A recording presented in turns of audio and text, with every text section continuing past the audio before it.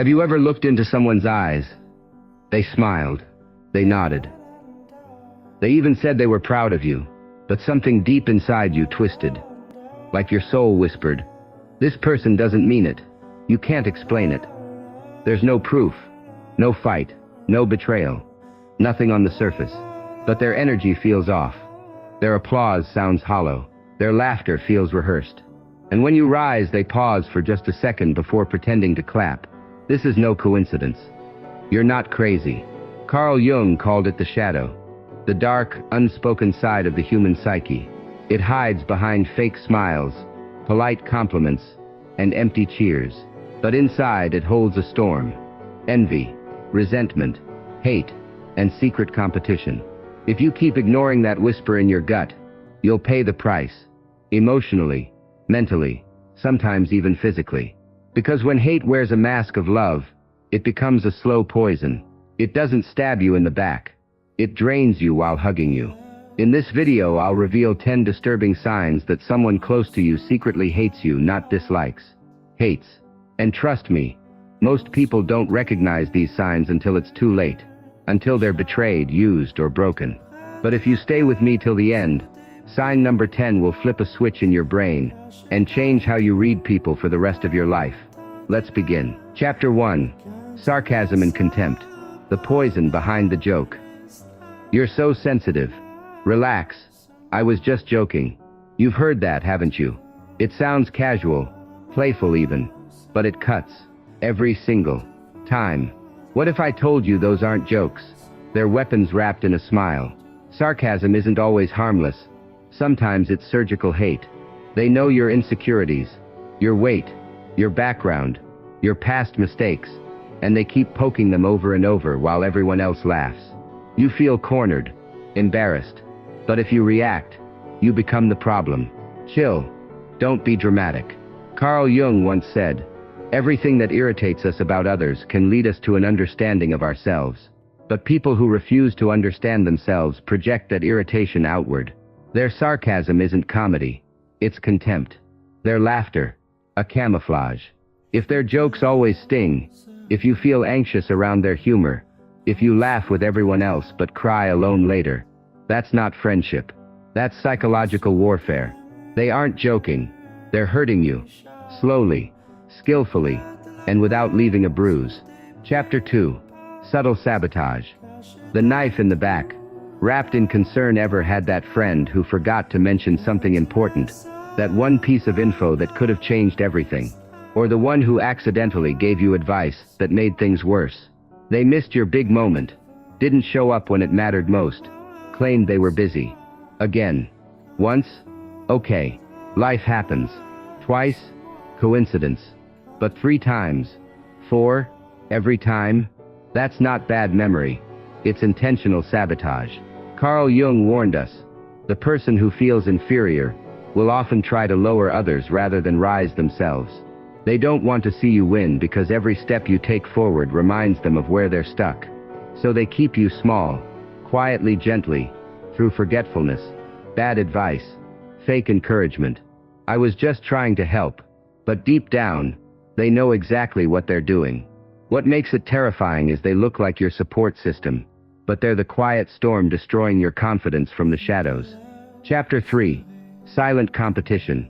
When every win becomes a war, you share good news. A promotion, a new project, a small win.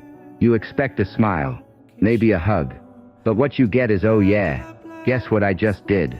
Suddenly your moment isn't yours anymore. You shine, and they dim the lights. You rise, and they raise themselves higher, not to celebrate with you, but to overshadow you. It's never direct, never loud, but always there. That subtle shift in tone, that forced smile, that desperate need to match or beat you. Carl Jung nailed it. Everything that irritates us about others can lead us to an understanding of ourselves. But instead of understanding, they compete. What they see in you, growth, happiness, purpose, is what they've neglected in themselves. So they turn every celebration into a scoreboard, every congratulations into an arms race. If your happiness triggers passive comparison games, you're not growing with a friend, you're surviving a silent enemy. Chapter 4. Superficial kindness. The smile that never reaches the eyes. They say all the right things. I'm proud of you. So happy for you. Wow, that's amazing. But your heart doesn't buy it. Their eyes look elsewhere. Their tone lacks soul. Their presence. Nowhere to be found when it actually matters. Genuine people don't just say they care. They show up. Fake friends do a disappearing act. Missing during your highs. Absent during your lows. Carl Jung called it ego dissociation. When someone becomes so emotionally cut off, they lose the ability to connect. Their kindness feels like an auto-reply. You're not in a friendship, you're in a performance, and no matter how good the script is, you'll always feel the hollowness behind their smile. Chapter 5.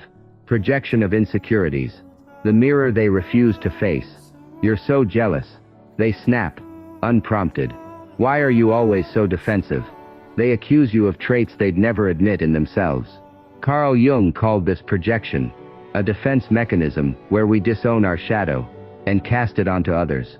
When someone secretly resents you, they'll project their own flaws onto you like a movie screen. You mention a new opportunity, and they say, "You're just doing this for attention."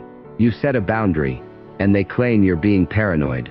Their accusations are confessionals. Every critique they hurl at you is a breadcrumb trail, leading back to their own self-loathing. They hate in you what they refuse to heal in themselves. Your growth becomes a threat, because it holds up a mirror to their stagnation. Don't absorb their projections. Recognize them as cries for help from a soul at war with its own reflection. Chapter 6. Gaslighting and reality distortion. The war on your truth. I never said that. You're overreacting. It wasn't a big deal. You're too sensitive. That's not what happened. Gaslighting isn't just lying. It's eroding your grip on reality. They rewrite history, dismiss your feelings, and make you question your sanity. Carl Jung warned that those who fear the truth will distort it to fit their narrative. They'll downplay hurtful behavior. It was just a joke. They'll deny promises. You must have misunderstood. Over time, you start doubting your memories, your instincts, even your worth. Gaslighting is hate in slow motion, a calculated effort to destabilize your confidence so they can control the narrative. They don't want you trusting yourself, because your clarity exposes their chaos. Chapter 7. Controlling through care. The most dangerous manipulation. It always starts soft. This is for your own good. You'll understand one day. I just don't want you to get hurt. Sounds sweet, safe, protective. But their care shrinks you. You laugh with everyone else but cry alone later. Carl Jung explained, people who can't control their own chaos try to dominate others to feel safe. They don't scream. They influence. Subtly, gently, like a snake wrapping around you while whispering lullabies. Their advice sounds smart, but it doesn't lift you. It cages you. If their care makes you feel powerless, it's not protection, it's possession. Chapter 8. Gossip and criticism. What they say when you're not around. You walk into a room. Smiles fade. Energy shifts. Gossip works silently, strategically, selfishly. They poison your image, instead of facing you. Carl Jung said, the brighter your light, the darker your shadow becomes, in the eyes of others. Their whispers aren't your shame. They're their scream for help. Chapter 9. No joy in your success.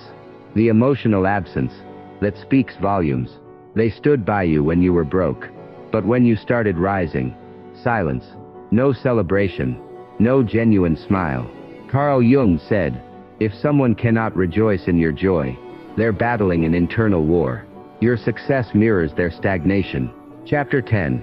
Body language. The truth they can't hide. Words are crafted. Smiles are practiced. But the body leaks truth. A stiff smile. Avoided eye contact. A hug with no warmth. Carl Jung said, the unconscious always speaks through the body. Your intuition, an ancient survival tool, picks up micro-betrayals. Trust it. Protect your peace. Set boundaries. Stop pouring light into those who hand you shadows. Share this video if it resonated. Comment which sign hit hardest.